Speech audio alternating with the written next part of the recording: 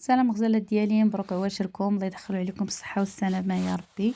بغيت نشارك معاكم هاد الطريقة كيفاش الوالدة ديالي تغسل النحاس و كترجعو بحال باقي جديد، واخا يولي كحل، واخا دوز عليه مدة، واخا تنشو اون فوا كدير هاد الطريقة كيرجع كيف ما كان، كيرجع صفر و اللون ديالو و اللمعان ديالو عرفتي فريمون كيرجع زوين. هانتوما تشوفوا معايا الطريقة كتاخدو غير الحامض كتقسموه على جوج و كديروا الملحة صافي و كتبداو تحكوا ميم با 5 دقايق كيرجع كيشعل. هانتوما شوفوا هذا راه كله كان كحل.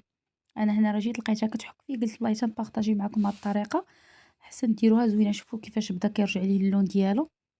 هانتوما شوفوا الداخل وشوفوا الغلاقة ديالو كيفاش داير، راه كان فريمون كحل كحل ومازال. شوفوا من الفوق وكان كله هكا بحال اللي في الراس كحل.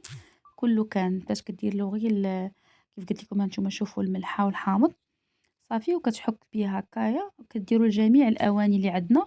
وراكم عارفين البنات النحاس راه زوين الواحد يشرب فيه اتاي بحال البرارد ولا المقارج ولا ميم طيبوا فيه. الله يجعل تكون عندكم غير كاسرول وحده ولا طنجره ولا سميتو تبقاو طيبوا فيها.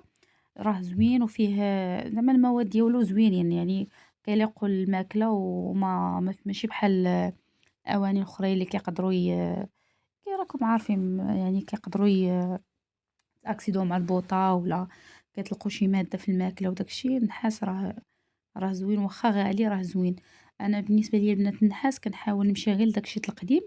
كنشوف الناس اللي حاطين القديم يا اما اللي كيجي من برا ولا بعض المرات كنمشي للسوق كنمشي نقلب عليه وكناخدو بثمن كيكون رخيص ومناسب صراحة. عندي هاد البرار تا هما خداهم غير من عند واحد السيد كيجيب داكشي ديال الطاليان. عندي واحد الكويسات تا هما. هانتوما شوفوا البنات كيفاش جا راه فريمون قلت لكم كيرجع كيبقى. شوفوا الداخل ديالو زوين بزاف. ديروا هاد الطريقة راه غتنفعكم. وكيف قلت لكم اي حاجة كتحكوها راه ما كانش 5 دقائق كتخرج كتشعل.